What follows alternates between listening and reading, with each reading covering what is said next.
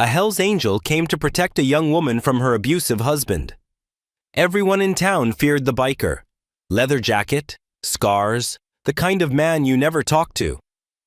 But when he walked into that diner and saw the waitress with bruises she tried to hide, something inside him changed. He didn't know her story. She didn't know his past. Yet in one stormy night, their worlds collided, and a single act of courage set off a chain of events no one saw coming, because the man she feared most wasn't about to let her go, and the man everyone feared was ready to lose everything to protect her. As the truth about his past rises from the ashes, and the town turns against him, one question burns louder than the sirens. Can a man once branded by violence become an angel of mercy?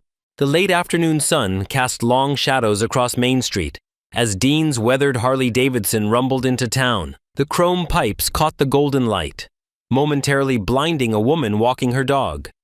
She quickened her pace, pulling her pet closer as the massive bike rolled past. Dean felt the familiar weight of suspicious stares as he navigated the quiet streets. The small town looked like dozens of others he'd passed through. Neat rows of brick buildings, American flags hanging limp in the still air, mothers hustling children along the sidewalk. A hardware store owner paused mid-sweep to watch him pass, broom frozen in his hands. The diner appeared ahead, its neon open sign flickering weakly in the window. Dean pulled into the gravel lot, the Harley's engine echoing off the building's weathered siding before he cut the ignition. The sudden silence felt heavy. Through the large windows, he could see customers trying not to stare as he swung his leg over the bike. His boots crunched on the gravel as he walked to the entrance.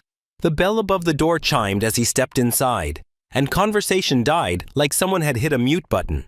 The smell of coffee and grilled onions hung in the air. Dean chose a corner booth where he could see both the door and the kitchen, old habits dying hard. A young waitress approached his table, her steps hesitant. Her name tag read Sadie. She couldn't have been more than 25, with gentle features and honey blonde hair pulled back in a neat ponytail. Her hands trembled slightly as she pulled out her order pad. "What can I get you?" Her voice was soft, barely above a whisper. "Just coffee, black," Dean replied, keeping his voice low and even. He'd learned long ago that his size and appearance scared people.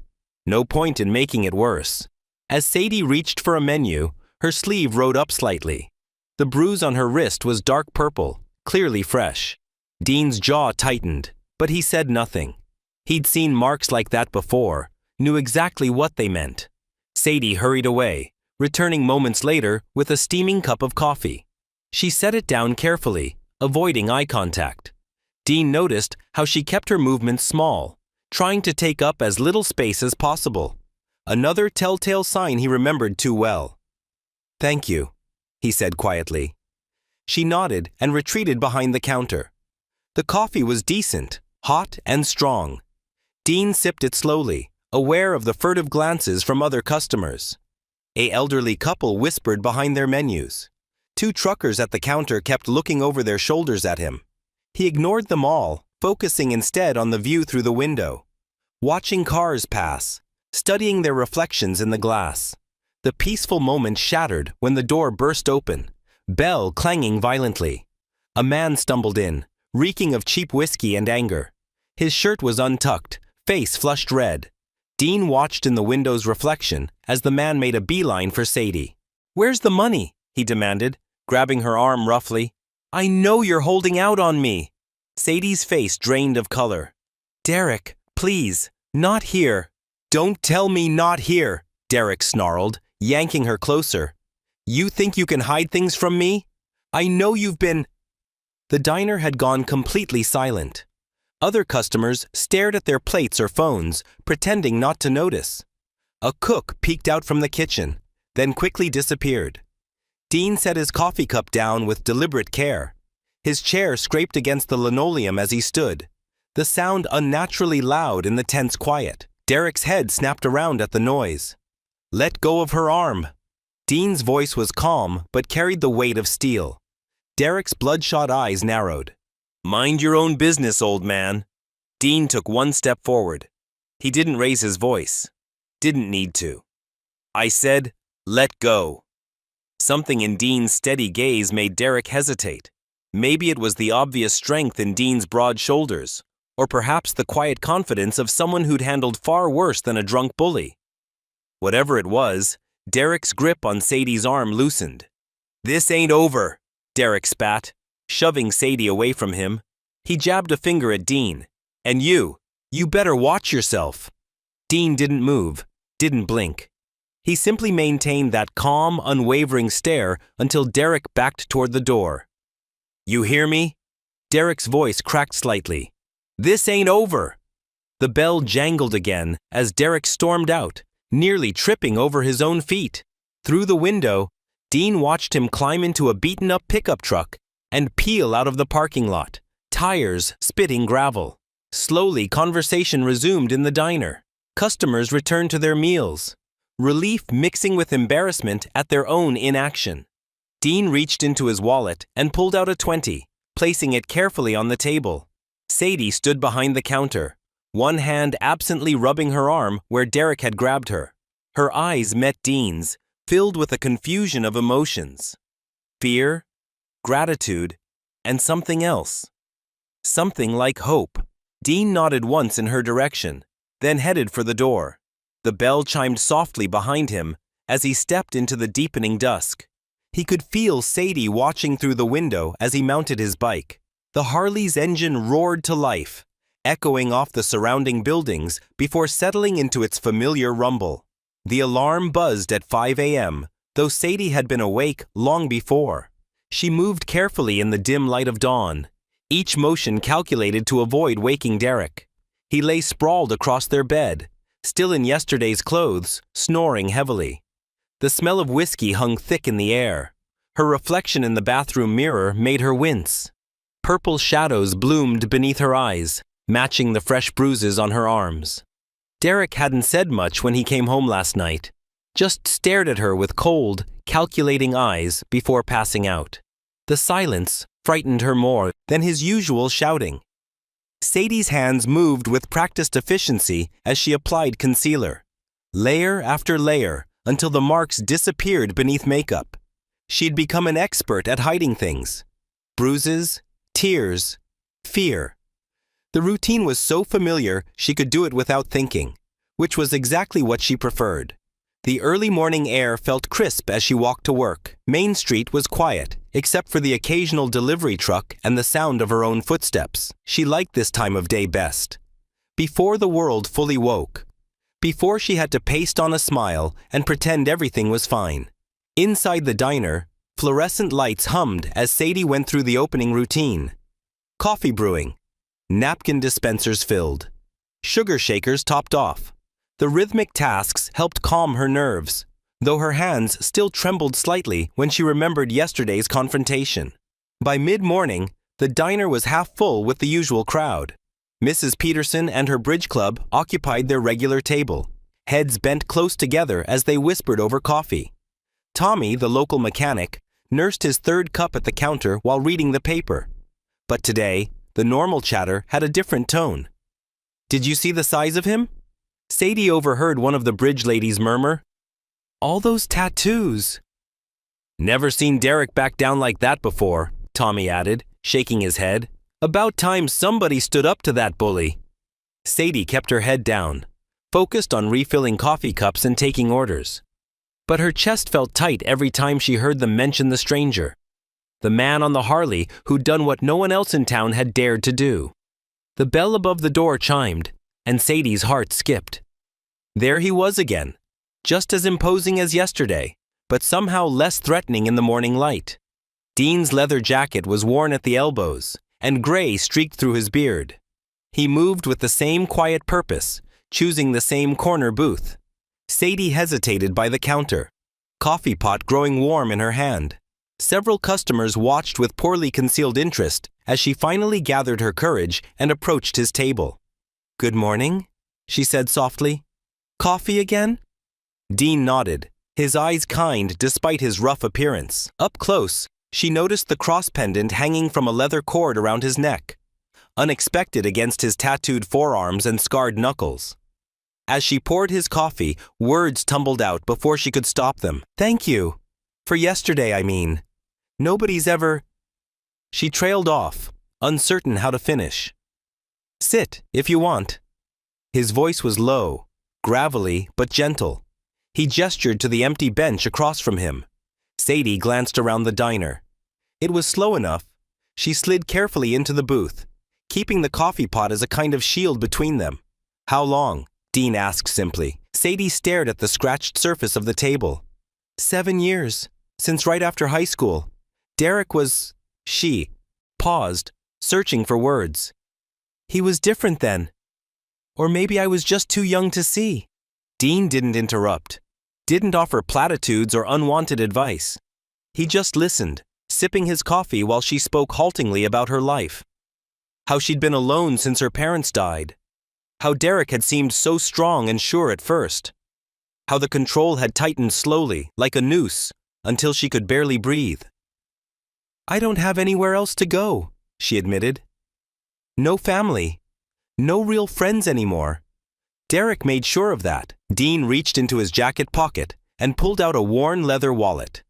From it, he extracted a small white card, slightly bent at the corners. He turned it over and wrote something on the back before sliding it across the table. Women's shelter, he said quietly. They can help. When you're ready. Sadie's fingers trembled as she picked up the card. The number was written in careful, steady handwriting.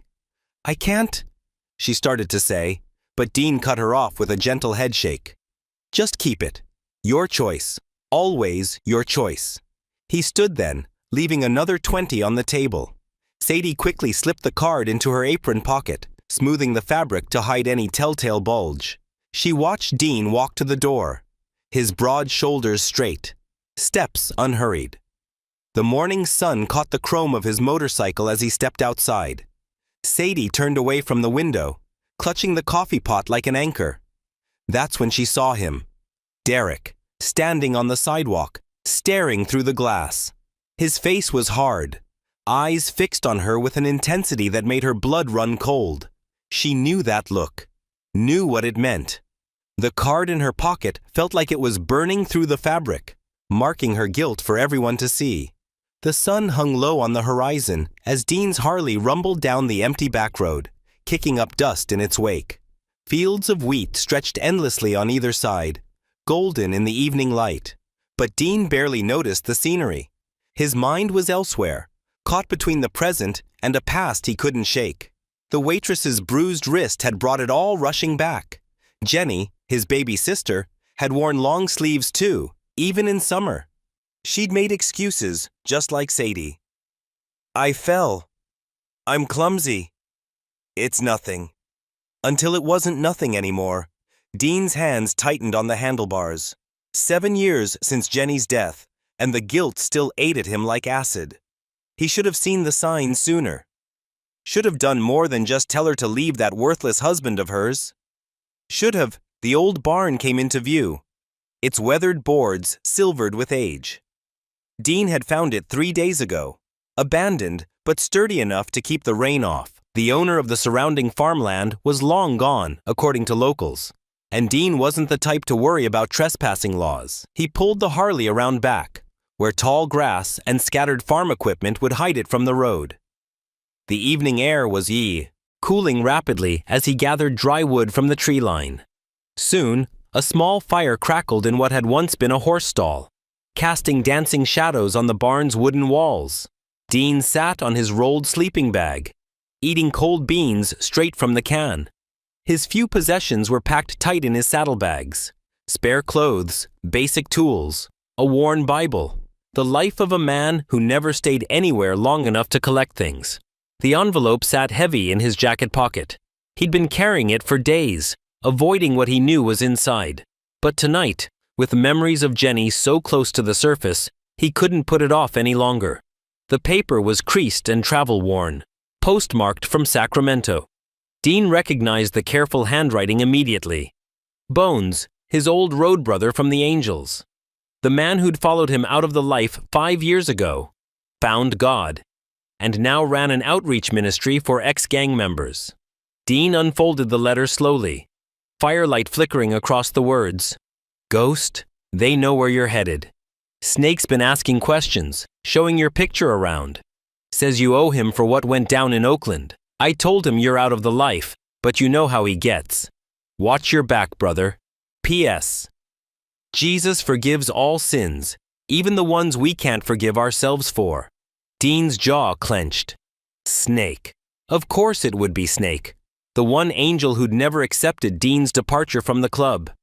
The one who'd been there that night in Oakland, when everything went sideways. He held the letter to the flames, watching it curl and blacken.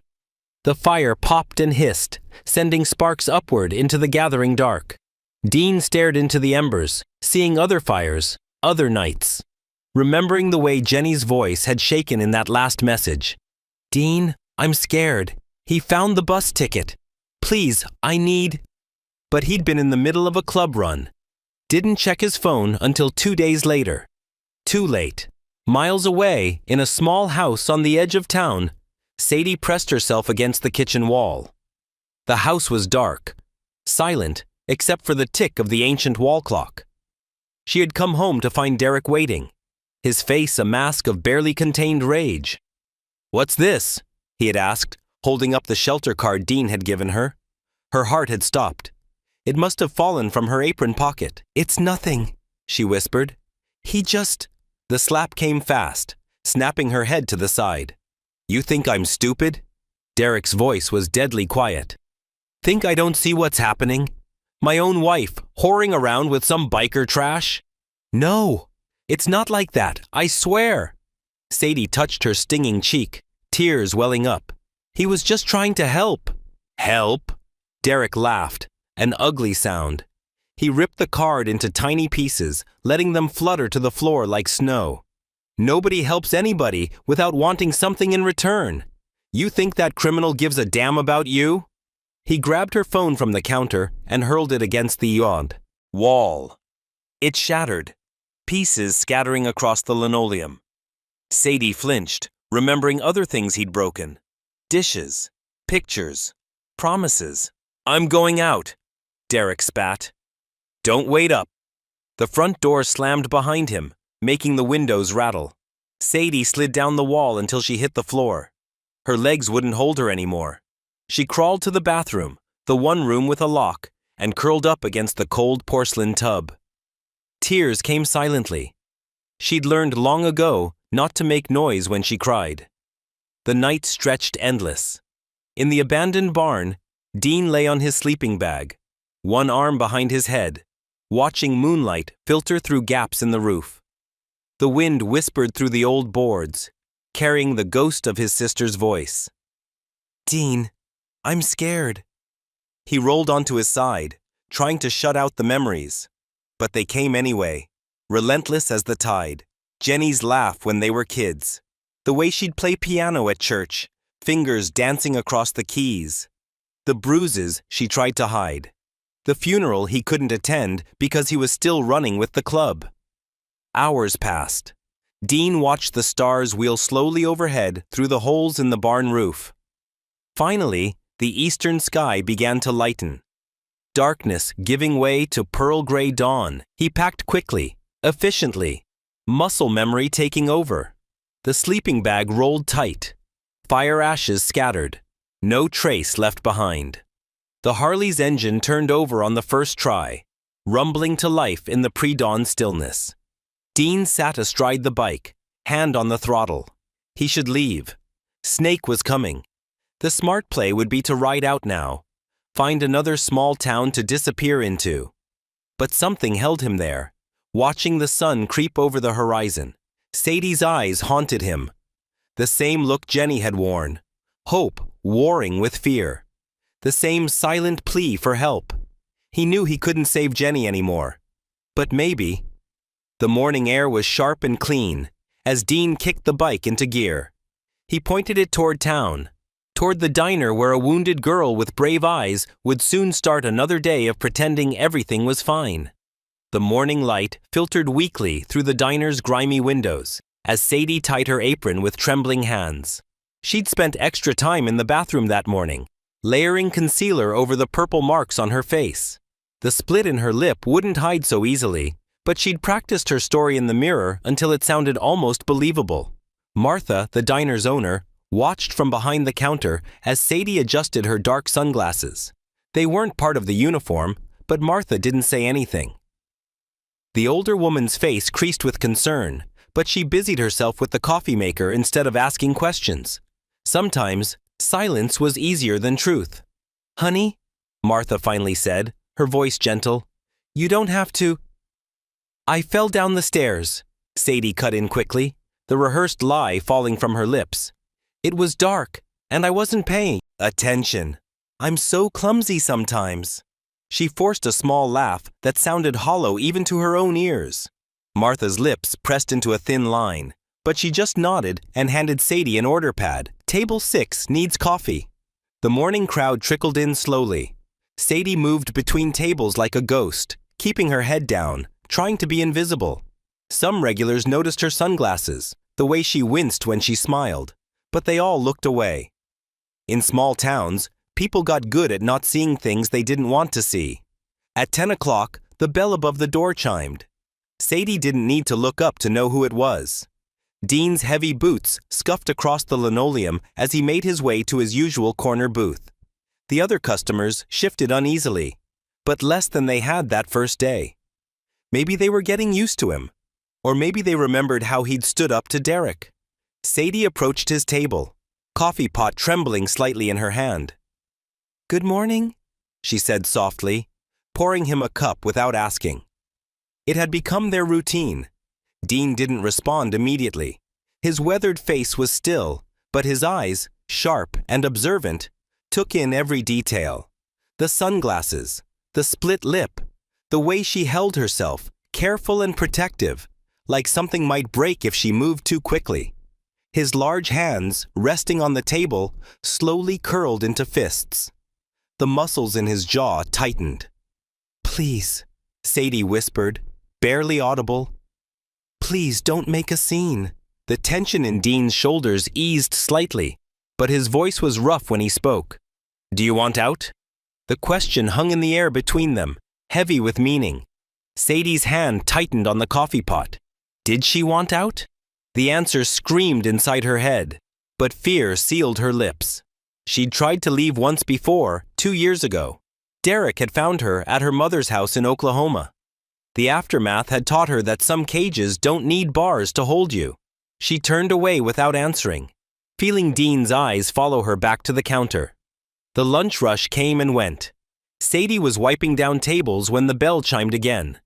This time, the sound made her blood run cold. Derek stood in the doorway, his usual work clothes replaced by a crisp suit. Behind him loomed a tall man in an expensive blazer, carrying a leather briefcase. Sadie recognized him. James Wilson, one of the most prominent lawyers in town. Martha emerged from the kitchen, wiping her hands on her apron. "Can I help you, gentlemen, Mrs. Henderson?" the lawyer said smoothly. "I'm here representing Mr. Whitlow regarding a serious matter concerning one of your employees." He placed his briefcase on the counter and withdrew a thick manila envelope. Derek's face wore an expression Sadie knew well, the satisfied smile of a predator who had cornered his prey.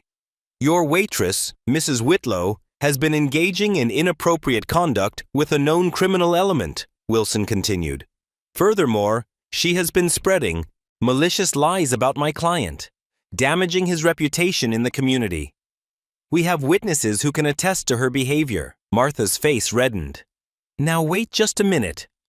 Mrs. Henderson," the lawyer cut in smoothly, "I'm sure you don't want this situation to escalate to a legal matter. The simple solution would be to terminate Mrs. Whitlow's employment immediately." Sadie stood frozen, the damp rag still clutched in her hand. She watched Martha's face cycle through emotions: anger, concern, resignation. The diner was Martha's whole life. She couldn't afford a lawsuit. "I'm sorry, Sadie," Martha said finally, not meeting her eyes. "I'll have your final check ready in 5 minutes." The world seemed to tilt sideways. Sadie nodded mechanically, untied her apron with numb fingers. She folded it carefully, placed it on the counter. The other customers stared at their plates, stirring coffee that had gone cold. Martha disappeared into the back office and returned with an envelope. "There's an extra week's pay," she whispered, pressing it into Sadie's hand. "I'm so sorry." Derek's smile widened as Sadie walked past him toward the door. The lawyer was already packing up his briefcase. Mission accomplished. Neither man moved to follow her. They didn't need to. They'd taken away one more piece of her independence, one more escape route. Outside, the sky hung low and gray. A fine drizzle had started, beating on Sadie's hair and clothes. She stood on the sidewalk, clutching the envelope with her last paycheck, and watched cars splash through puddles on Main Street.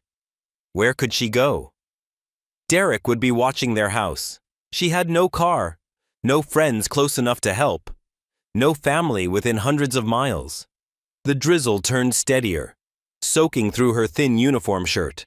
A few people hurried past under umbrellas, avoiding her gaze. She felt invisible, insubstantial, like she might dissolve in the rain and wash away into the gutter. Then she heard it. A low, familiar rumble cutting through the patter of raindrops.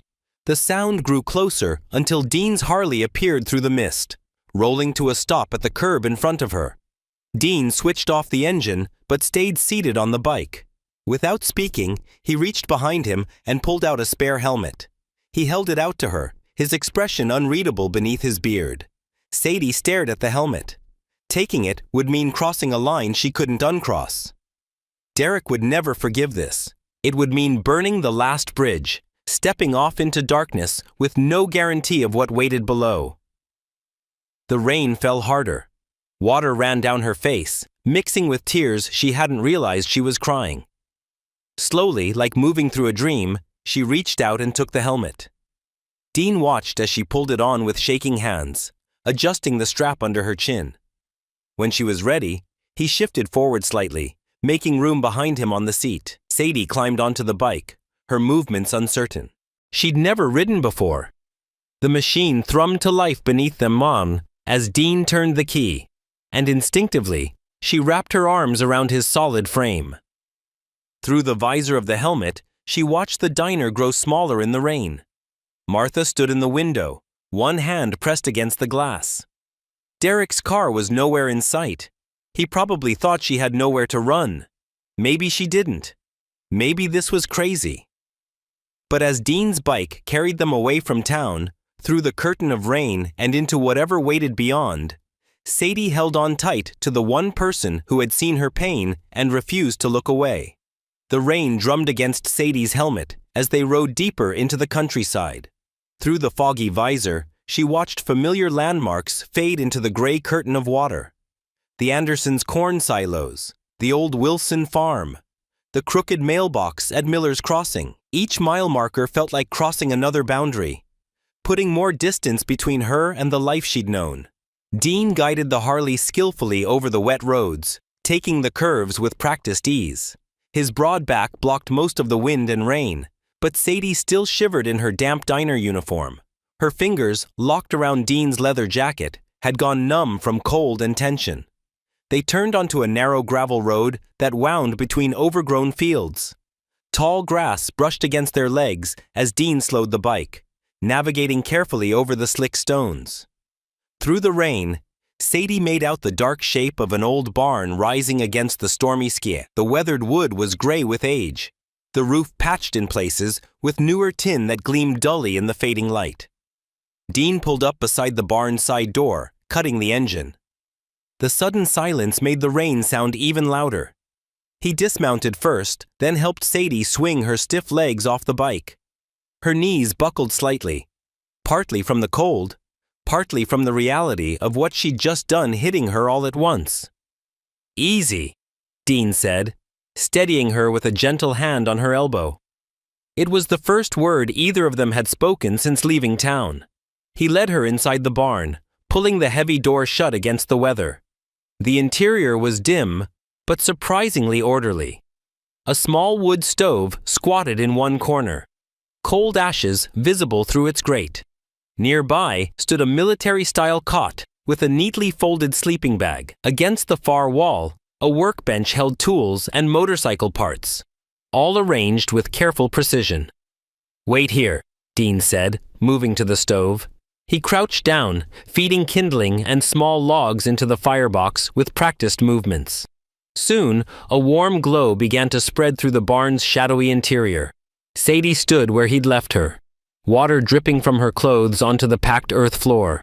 Her arms were wrapped tightly around herself, trying to control the trembling that seemed to come from somewhere deeper than just the cold.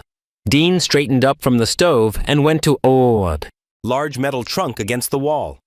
He pulled out a thick flannel shirt and held it out to her.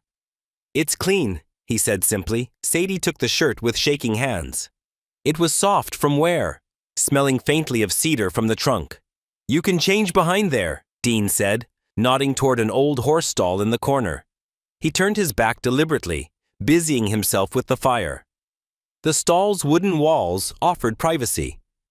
Sadie peeled off her wet uniform, her fingers clumsy with cold. The flannel shirt was enormous on her, hanging almost to her knees, but it was warm and dry. When she emerged, Dean had the fire burning steadily.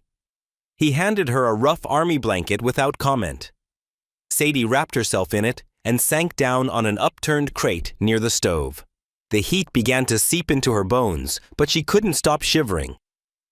Every few minutes, her eyes darted to the door, then the windows, then back to Dean. He moved around the small space with quiet efficiency, hanging her wet clothes near the stove to dry. From a cardboard box, he produced canned soup and instant rice. The familiar domestic sounds, the clink of cans, the rustle of packaging, seemed strange in this setting, with this man whose name she barely knew. Soon, the smell of warming soup filled the barn. Dean handed her a tin cup full of rice and vegetables, along with a plastic spoon. They ate in silence, broken only by the steady drumming of rain on the roof and the occasional pop from the fire. When they finished, Dean took their dishes to a wash basin in the corner. The routine felt surreal to Sadie. This quiet meal shared with a stranger who had just helped her run away from her life. The enormity of what she'd done pressed in on her. Where would she go tomorrow? What would Derek do when he realized she was really gone this time? "You should get some sleep," Dean said, interrupting her spiraling thoughts. He nodded toward the cot. "Take the bed." "Oh, no, I couldn't." Sadie started to protest. "You're taking the bed," he repeated firmly but gently. "I've slept on worse than this floor." He pulled a rolled sleeping bag from beneath the workbench and spread it out near the stove, far enough away that Sadie wouldn't feel crowded. The gesture wasn't lost on her. He was making sure she had space, making sure she felt safe. But there was still one question she needed answered. "Why?" she asked softly. "Why are you helping me?" Dean had been arranging his makeshift bed, but he went still at her question. For a long moment, he said nothing. Then he reached for his wallet, worn leather creased with age. From inside, he pulled out a photograph and stared at it. "Because I didn't help my sister when she needed me," he said finally, his voice rough. "And I can't forget that." The words hung in the air between them, heavy with unspoken grief. Sadie wanted to ask more, but something in Dean's expression stopped her. Whatever story lay behind those words, it wasn't one he was ready to share. She climbed onto the cot, still wrapped in the army blanket. The thin mattress was firm but comfortable, and the heat from the stove had made the barn almost cozy. For the first time in weeks, maybe months, Sadie felt the knot of fear in her chest begin to loosen. Soon, her breathing deepened and slowed. The sound of rain on the roof became a lullaby, drawing her toward sleep.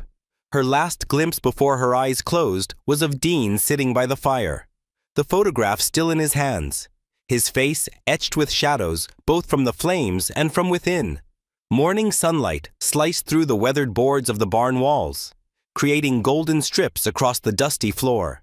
Sadie stood in the doorway, Dean's army blanket still wrapped around her shoulders like armor. The air was crisp and clean after last night's rain, carrying the scent of wet earth and wild grass. The steady thunk of an axe drew her attention. Dean stood at a worn chopping block near the barn's corner, his movements precise and practiced. His leather jacket hung on a nearby fence post, replaced by a plain gray t-shirt that showed faded tattoos along his arms. With each swing, another piece of wood split cleanly in two. Sadie watched, feeling oddly disconnected from time. Yesterday morning, she'd been serving coffee at the diner, walking on eggshells around Derek.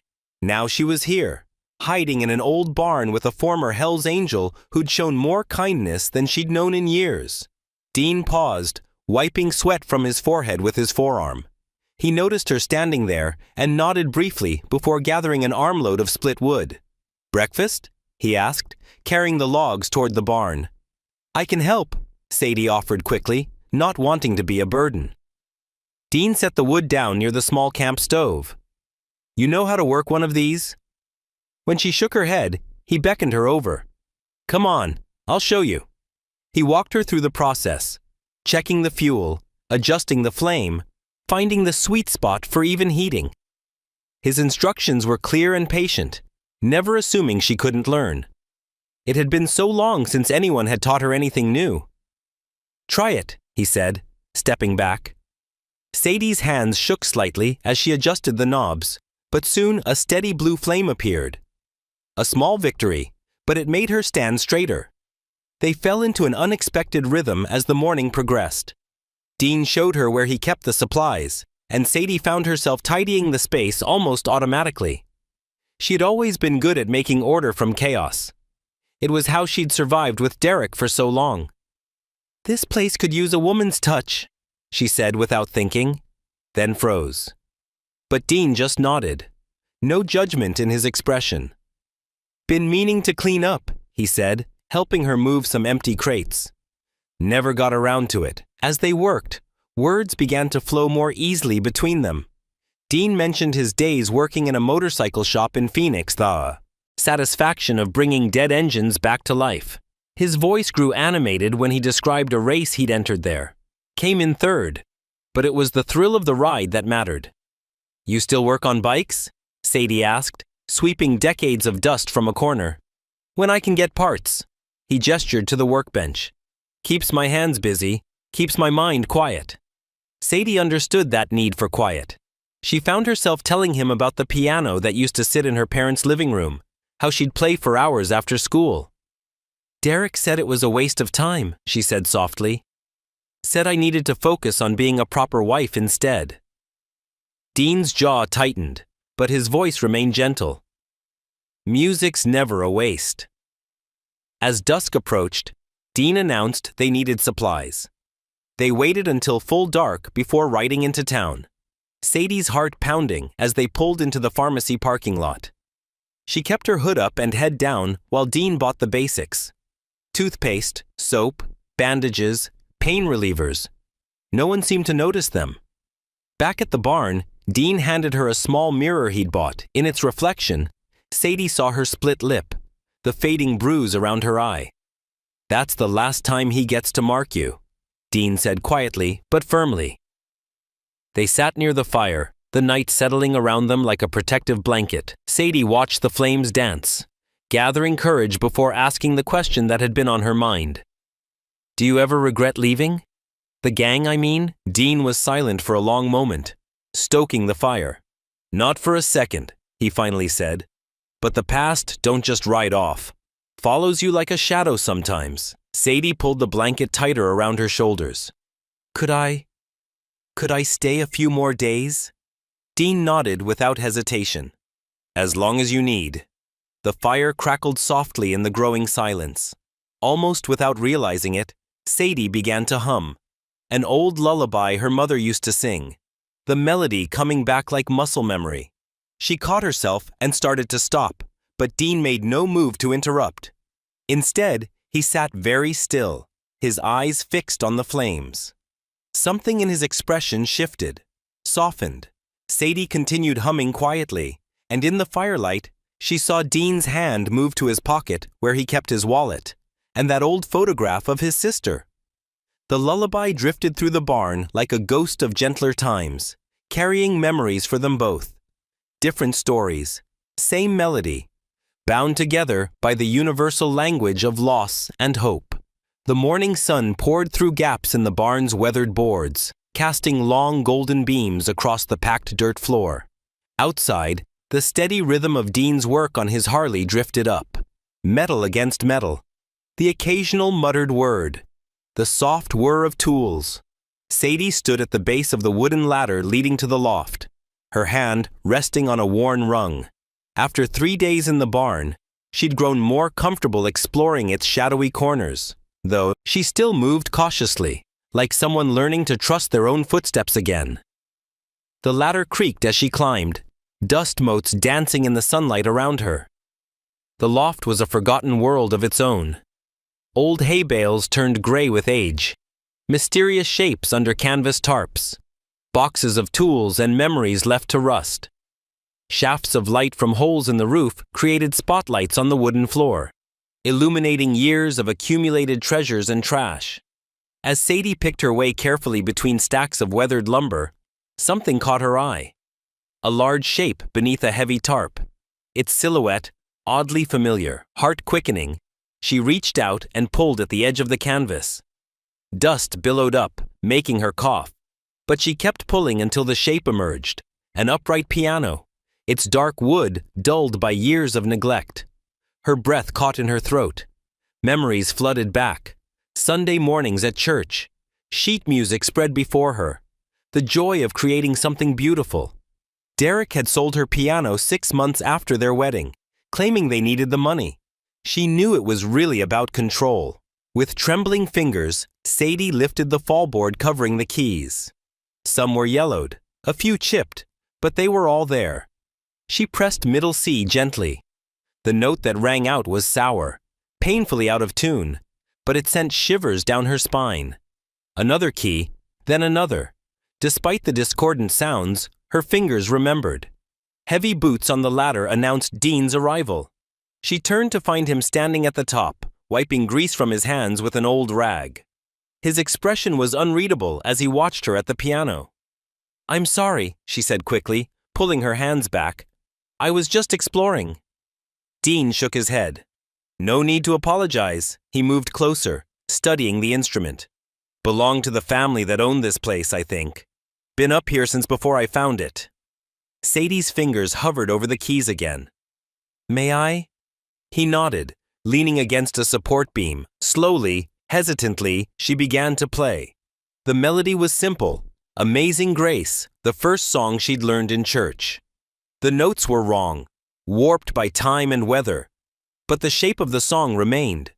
Her hands shook at first, then steadied as muscle memory took over. "Used to play in church," she said softly, not looking up from the keys. The admission felt like sharing a secret, something precious Derek hadn't quite managed to destroy. Dean just nodded, but he didn't leave. He stood quietly as she played, the broken music filling the dusty loft with something that felt like hope.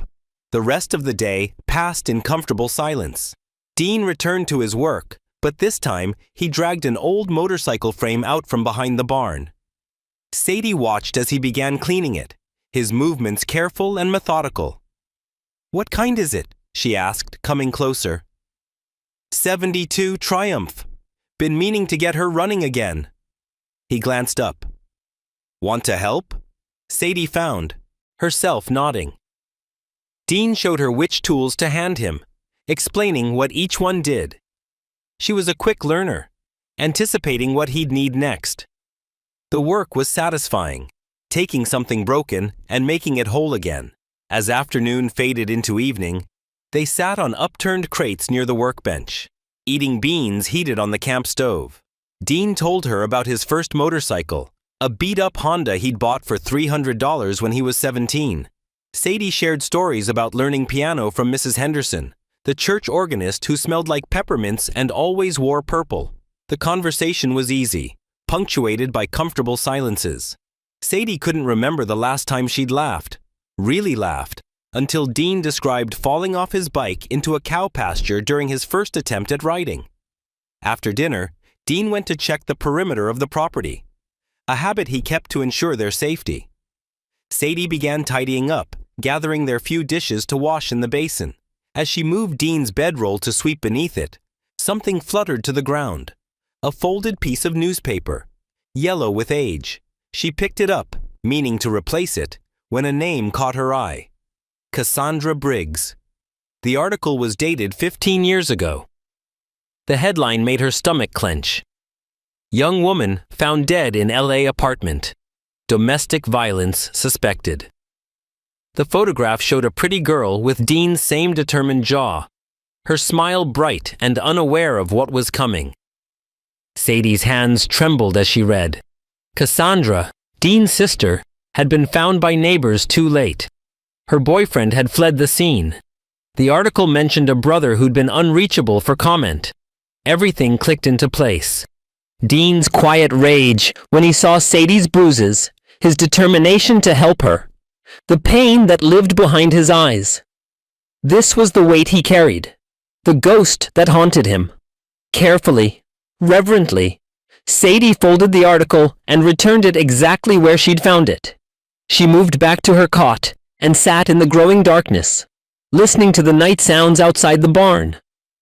The distance Dean kept, his careful kindness, his refusal to let anyone else suffer as his sister had, it all made sense now.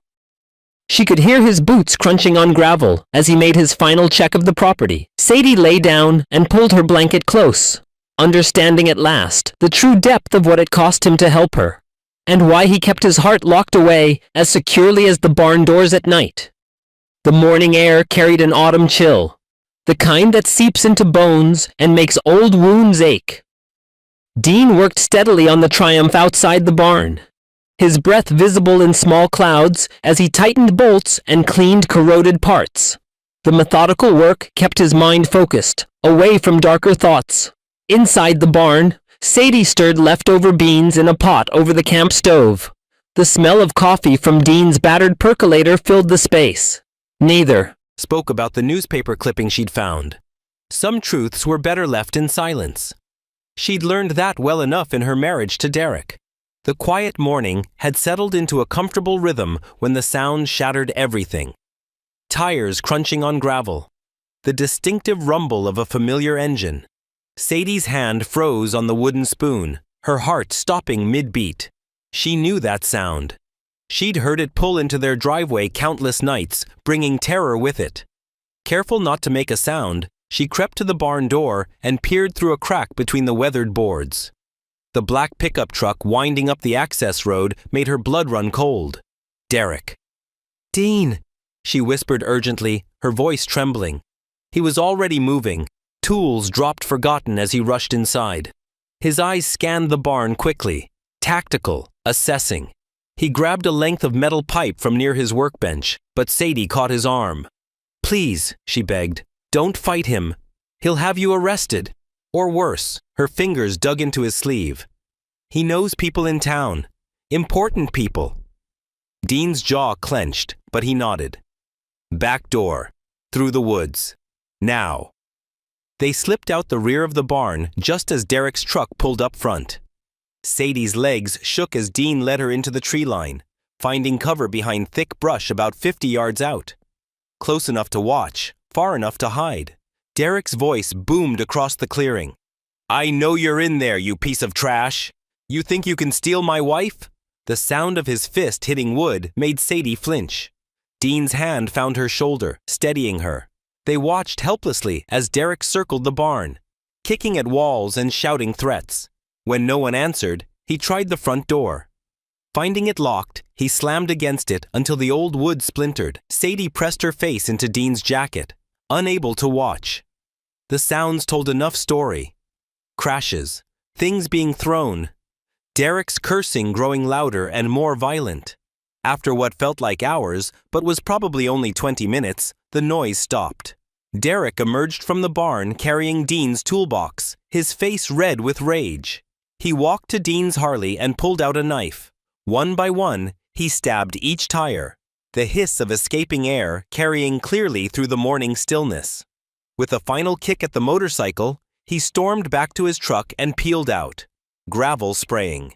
They waited another hour, making sure he was truly gone, before emerging from their hiding spot. The barn interior looked like a tornado had hit. Dean's few possessions were scattered and broken. The camp stove lay dented against a wall.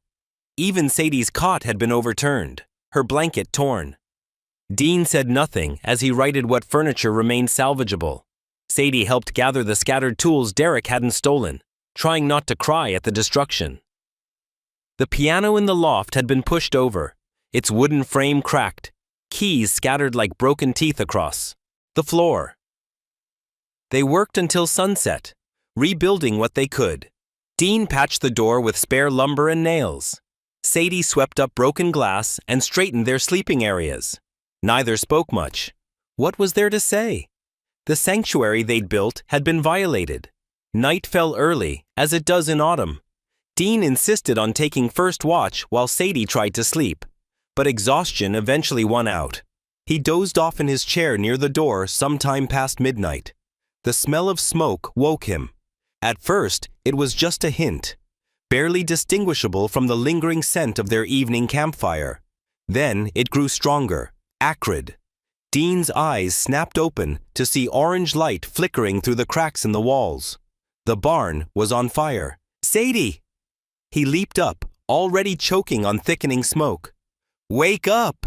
She stirred groggily as flames began to lick up the side of the barn, hungry tongues of fire finding purchase in the dry wood. Dean grabbed a wool blanket, threw it over her, and hauled her to her feet. "Cover your mouth. Stay low." The heat was intense now, the fire spreading with terrifying speed. Dean pushed Sadie toward the back door, but flames had already reached it. The front entrance was their only option. He wrapped his arm around her, keeping the blanket over them both as much as possible. They stumbled through the inferno. A burning beam crashed down inches from them, showering them with sparks. Dean felt searing pain as fire caught his sleeve, but he kept moving. The door seemed miles away through the smoke. Finally, they burst out into the cold night air, collapsing onto damp grass. They crawled further from the burning building, coughing and gasping. Dean's right arm was badly burned, but Sadie seemed largely unharmed thanks to the blanket. The barn was fully engulfed now, flames reaching toward the stars. The heat was incredible, making it impossible to get close. Everything they had was inside. The Harley, their clothes, the broken piano, Dean's few photographs. All of it burned. Distant sirens grew louder. Someone must have seen the flames and called for help, but it was too late to save the barn. They could only watch as it burned, reduced to a skeleton of glowing embers against the night sky.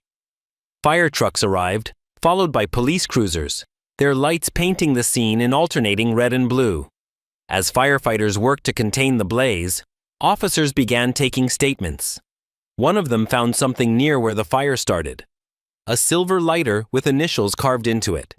DW. Dean knew what was coming even before they approached him with handcuffs. Derek had planned this perfectly. "Dean Briggs, you're under arrest for suspected arson," the officer said, reading him his rights as cool metal closed around his wrists. "No!" Sadie tried to run to him, but another officer held her back. "He didn't do this. He saved my life. Derek, my husband, he's the one who—" "Ma'am, we have witnesses placing Mr. Briggs at a gas station buying fuel earlier today, and we found his lighter at the scene." "That's not his." Sadie's voice was raw from smoke and desperation. "Those are Derek's initials. Please, you have to listen." But they didn't listen. They led Dean to a waiting cruiser, his burned arm still untreated.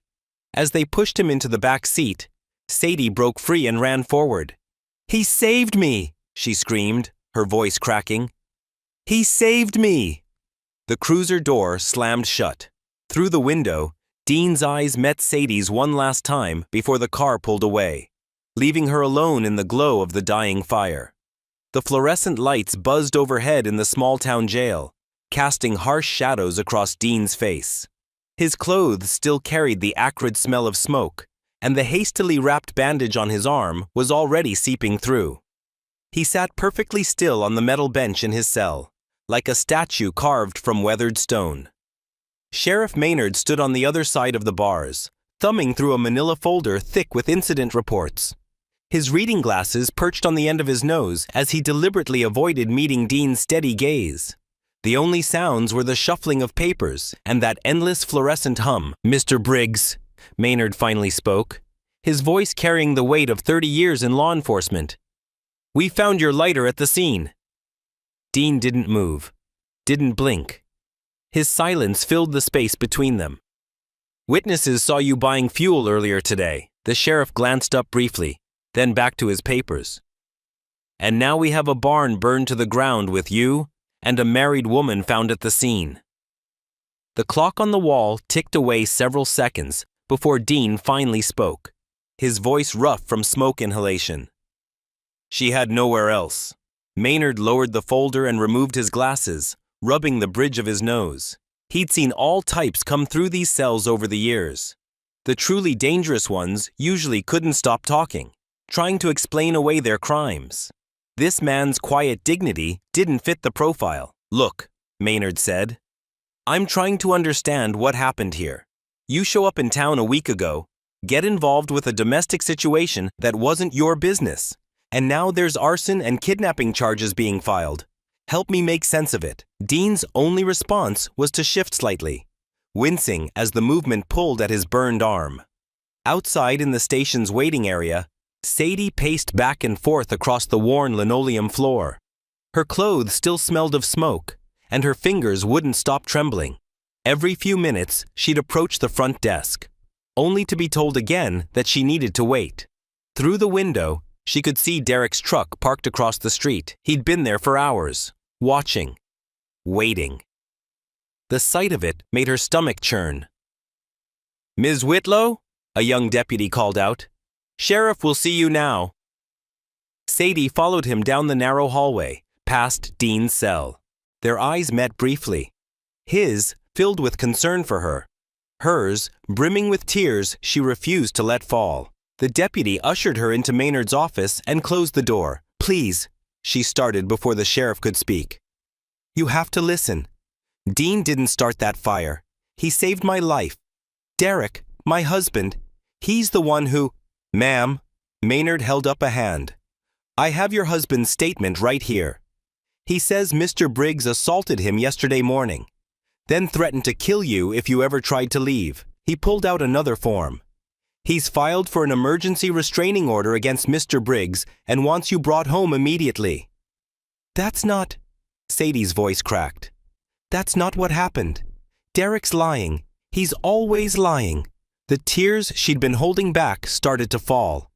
"Dean was protecting me. Derek's the one who beats me, who controls everything I do. The lighter you found, those are Derek's initials. D.W., Derek Whitlow." "Do you have any proof of these allegations?" Maynard's tone was professional, but not unkind. "Witness statements? Police reports? Hospital records?" Sadie wrapped her arms around herself, shoulders shaking. "No," she whispered. "I was too scared.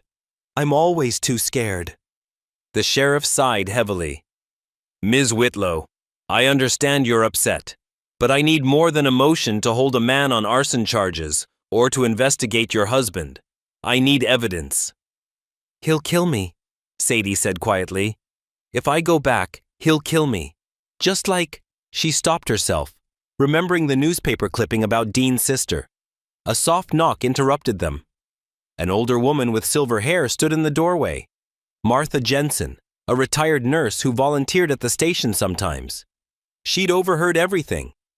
"Sheriff," Martha said, "this young lady needs a safe place to stay tonight. My guest room is available."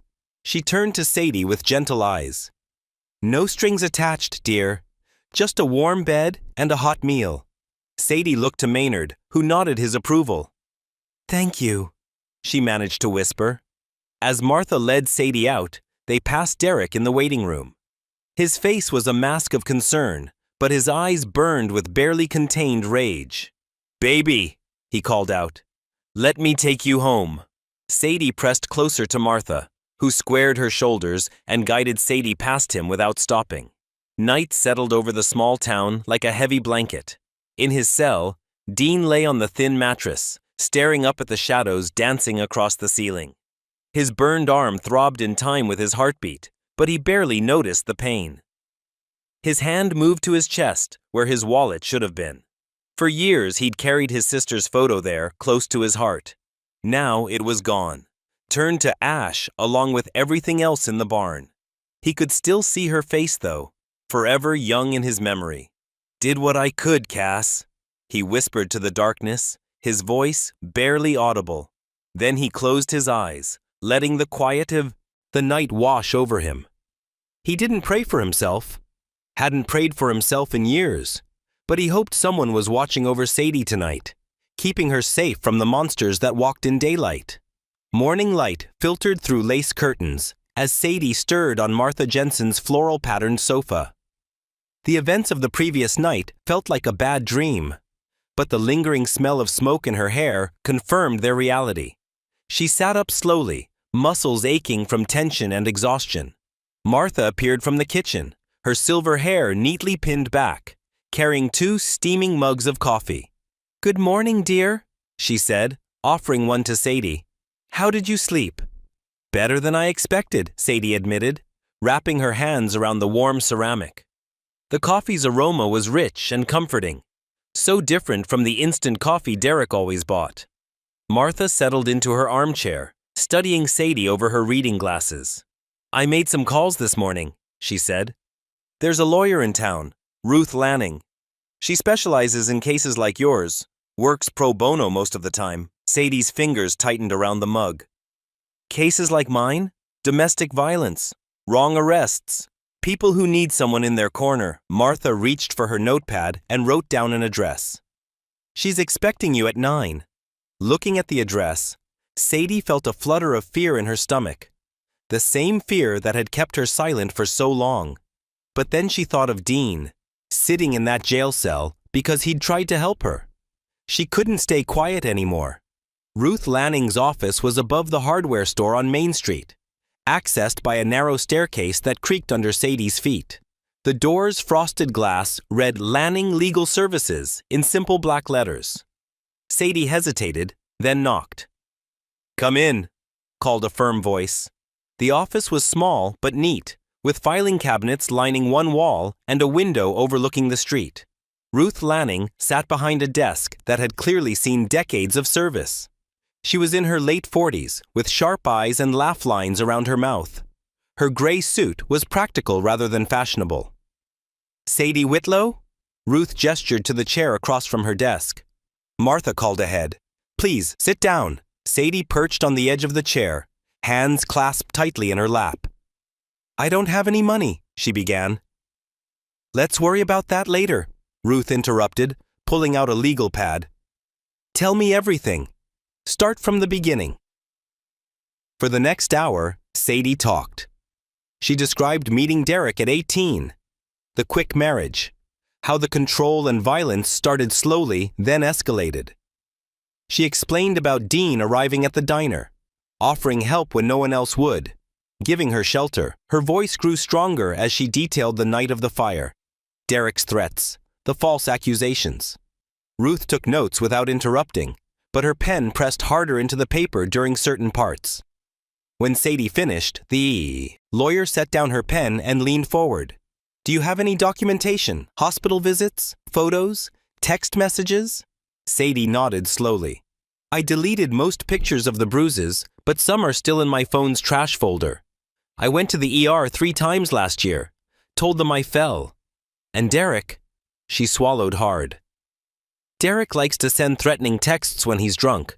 I kept them, just in case." "Smart girl." Ruth started writing again. "We'll need to move fast. The preliminary hearing for Mr. Briggs is scheduled for Friday morning. I'll file to represent him pro bono and submit a motion to dismiss the charges." "Can you really help him?" Ruth's eyes softened slightly. "With your testimony and the evidence we gather? Yes. But Sadie," she paused, making sure she had the younger woman's full attention. "This means facing Derek in court. Are you prepared for that?" Sadie thought of Dean's quiet strength, how he'd risked everything to help her. She straightened her shoulders. "Yes, I'm ready." The courthouse was packed on Friday morning. Word had spread about the mysterious biker and the domestic drama unfolding in their small town. Whispers filled the air as Dean was led in, still wearing his leather jacket but with hands cuffed in front of him. Despite 5 days in jail, his posture remained proud, his face impassive. Sadie sat in the front row beside Ruth, her hair pulled back neatly, wearing a borrowed blouse from Martha that covered most of her healing bruises. She could feel Derek's eyes burning into her from across the room, but she refused to look at him. Judge Harrison, a stern-faced woman in her 60s, called the court to order. Ruth immediately moved to present new evidence, and Sadie heard her name called to testify. The walk to the witness stand felt endless. Sadie's legs shook as she took the oath, but when she sat down, she found Dean's eyes. His steady gaze anchored her. "Ms. Whitlow," Ruth began gently, "please tell the court about your marriage to Derek Whitlow." Sadie's voice trembled at first, but grew stronger as she spoke. She described the years of abuse, the isolation, the control. She explained how Dean had intervened at the diner, offering protection without asking anything in return. When she reached the night of the fire, her hands were shaking, but she didn't stop. "Dean saved my life," she concluded, tears rolling down her cheeks. "He pulled me out of that burning barn. His arm was burned because he went back to make sure I was safe. The lighter they found, it has Derek's initials. He's the one who set the fire, trying to kill us both." Ruth presented the evidence they'd gathered. Screenshots of Derek's threatening texts, hospital records showing a pattern of suspicious injuries, and photographs from Sadie's phone showing bruises that couldn't have come from falling downstairs. Judge Harrison reviewed everything carefully, her expression giving nothing away. Derek's lawyer tried to paint Dean as a dangerous drifter who'd kidnapped Sadie, but the evidence told a different story. Finally, the judge looked up. "Based on the evidence presented and Ms. Whitlow's testimony, I'm granting Mr. Briggs's release on bail pending further investigation." She turned to Derek. "Furthermore, I'm issuing a temporary restraining order against Mr. Whitlow, barring him from contact with either Ms. Whitlow or Mr. Briggs." The bailiff moved to unlock Dean's handcuffs. As they fell away, Sadie approached him, her voice barely above a whisper. "You don't owe me anything." Dean rubbed his wrists, looking down at her with those quiet, understanding eyes. "Not anymore," he said softly, "but I still care." The morning sun felt different on Dean's face as he stepped out of the county jail. 5 days inside had felt like an eternity, but Ruth's determined legal work had won him temporary freedom. Her silver sedan waited in the parking lot, ready to take him to her family's farmhouse where he'd stay until the trial. "It's not much," Ruth said as they drove down a winding country road, "but it's quiet and you'll have space to think." Her hands were steady on the wheel, her voice matter-of-fact. "The guest house hasn't been used in a while, but it's clean. My brother keeps it maintained." Dean nodded, watching the landscape roll by. Fields of late summer corn stretched toward the horizon, punctuated by weathered barns and ancient oaks. It was peaceful, the kind of peace he'd been searching for when he first rode into town. Ruth's family property came into view. A sprawling farmhouse painted warm yellow, with a smaller guest house set back near a grove of maple trees. But what caught Dean's eye was the motorcycle parked at the edge of the gravel drive. A cleaned-up Harley Softail, its chrome catching the sunlight. As Ruth pulled up to the house, Dean's breath caught in his throat. There on the wide front porch stood a ghost from his past. But not the kind that haunted him at night. Isaac Bones Reynolds looked different from their gang days. His face was clean-shaven, his gray-streaked hair neatly trimmed. He wore dark jeans and a black leather vest, but where their old club patches used to be, there was now an embroidered cross.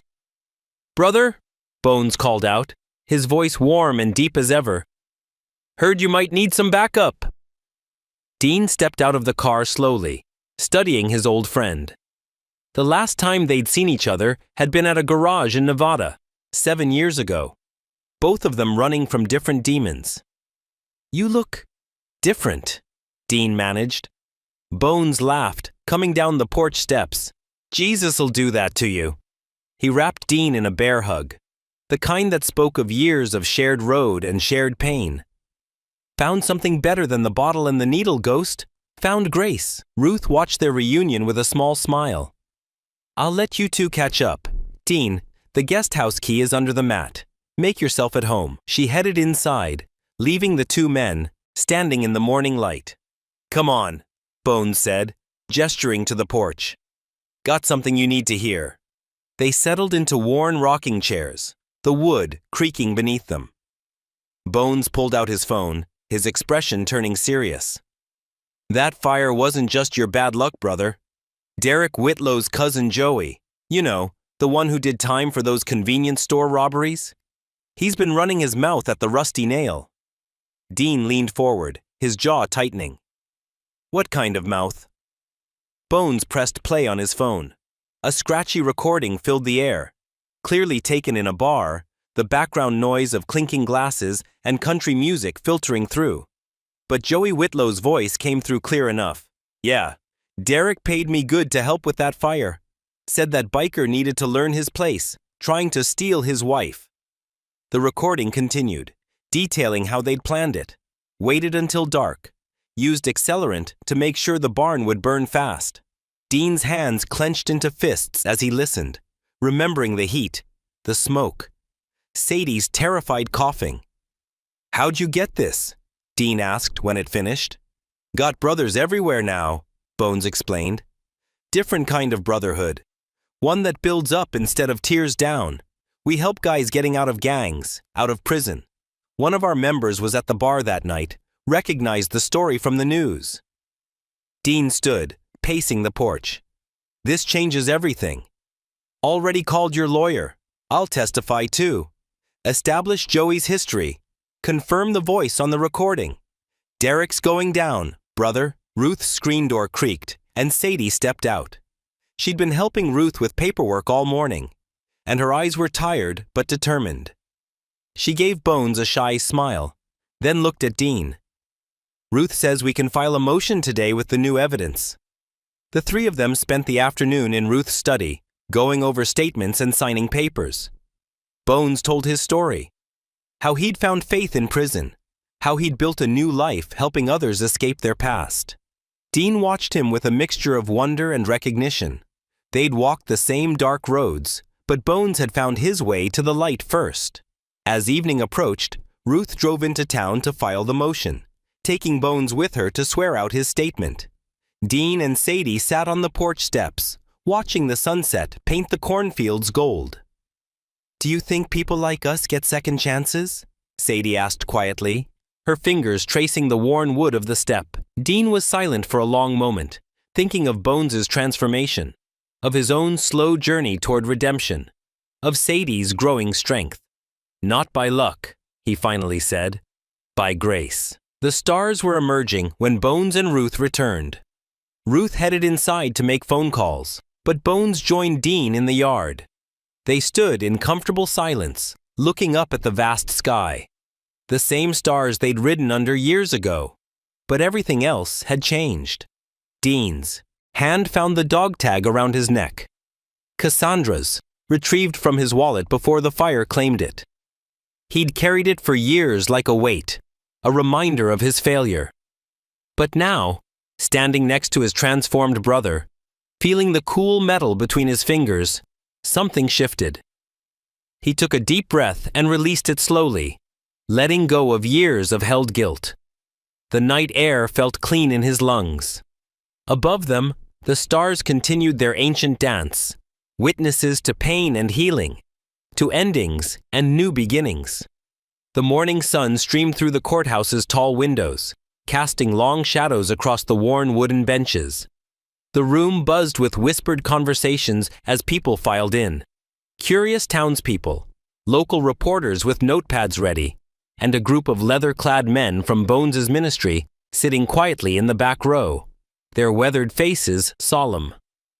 Dean sat at the defense table beside Ruth, his posture straight, but his hands clasped tightly in front of him. His prison-issued clothes had been replaced with clean jeans and a pressed button-down shirt that felt foreign against his skin. Sadie sat directly behind him, her fingers nervously twisting a tissue. Judge Martha Wilson adjusted her glasses as she reviewed the motion for new evidence. Her stern expression gave nothing away as she nodded to the bailiff.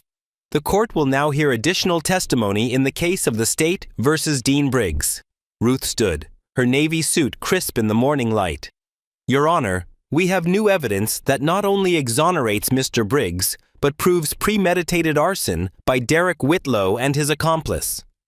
She stepped forward with the recorded phone, connecting it to the courtroom's speaker system. The scratchy bar noise filled the room, and then Joey Whitlow's distinctive drawl. Yeah, Derek paid me good to help with that fire. The crowd murmured as the recording played. Derek, sitting at the prosecution table, shifted uncomfortably in his chair. His attorney leaned over to whisper something, but Derek waved him off, his face reddening. When the recording finished, Ruth presented enlarged photos of text messages between Derek and his cousin, discussing payment and timing. She followed with Sadie's medical records, a stark timeline of accidents and falls that painted a clear picture of systematic abuse. The defense calls Isaac Reynolds to the stand, Ruth announced. Bones walked to the witness stand, his heavy boots echoing in the hushed courtroom. He looked strange under the fluorescent lights, a man more accustomed to motorcycle headlights and street lamps, but his voice was clear and steady as he took the oath. Mr. Reynolds, Ruth began, please tell the court about your history with the defendant. Bones leaned forward slightly. I rode with Dean. We called him Ghost back then, in the Angels for 8 years. We weren't good men. Did things I ain't proud of. But Dean was different, even then. Had a code. Could you elaborate on that? He never hurt women or kids. Never took more than he needed. When his sister Cassandra died, killed by her old man, something in Dean broke. But not the way you'd think. Bones paused, his eyes finding Dean's. He just disappeared. We called him Ghost because of how he could vanish on a bike. But now, I see he was becoming a man, walking away from darkness toward something better. Ruth nodded. And your own transformation? Found Jesus in prison. Now I help other men leave that life behind. That's how I heard about Joey running his mouth about the fire. Couldn't let an innocent man take the fall. Not when I knew what kind of man Dean had become. Derek's attorney declined to cross-examine, but Ruth wasn't finished. She called Derek to the stand. At first, Derek maintained his composure, sticking to his story about Dean harassing Sadie and setting the fire in jealous rage. But Ruth's questions grew sharper, more precise. She held up the lighter found at the scene, the one with his initials. Mr. Whitlow, can you explain how your personal lighter ended up at the scene of the fire? That's not mine, Derek snapped. Could be anyone's. Ruth produced documentation of its purchase, complete with his credit card receipt. Derek's face darkened. And these text messages to your cousin about payment, just hours before the fire? You're twisting things. Derek stood suddenly, his chair scraping back. That biker trash turned my wife against me. He deserved what he got. The courtroom erupted in gasps. The judge banged her gavel as Derek continued shouting, his carefully constructed facade crumbling. 2 bailiffs had to physically remove him from the courtroom, his threats echoing down the hallway. Judge Wilson called for order, then a recess. The next hour stretched like taffy as everyone waited for her decision. Dean sat perfectly still, his expression unreadable. Sadie prayed silently, her hands clasped tight. When the judge returned, her voice cut through the tension like a knife. Based on the new evidence presented, I am dismissing all charges against Dean Briggs. She paused, looking directly at Derek's empty chair. Furthermore, I am ordering an immediate investigation into Derek Whitlow for domestic violence, attempted murder, and conspiracy to commit arson. Bailiff, please take Mr. Whitlow into custody. The collective release of breath was audible. Sadie burst into tears, her shoulders shaking with relief. The crowd's soft applause filled the room like gentle rain. Dean turned first to Bones, embracing his old friend in a tight hug.